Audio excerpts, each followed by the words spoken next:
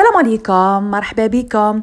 وش راكم؟ ان شاء الله تكونوا بخير، تكونوا مهنيين وتكونوا كامل في احسن الاحوال يا رب. اليوم راح نبارطاجي معكم وصفه بزاف هايله يا البنات لتقصف الشعر، ولا اللي عندها الشعره تاعها متضرره من كما نقولوا من الصبيغه، من ليماج، من سيشواغ، من ليسور. يعني هاد الصوالح اللي الشعره تتضرر منها.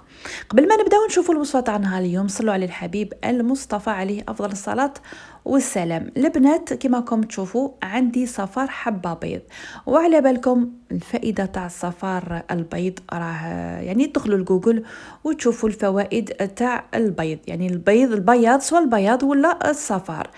هنا عندنا زيت جوز الهند. زيت جوز الهند نورمالمون كامل عندكم هذا في بيوتكم، راه جد مفيد سواء للشعر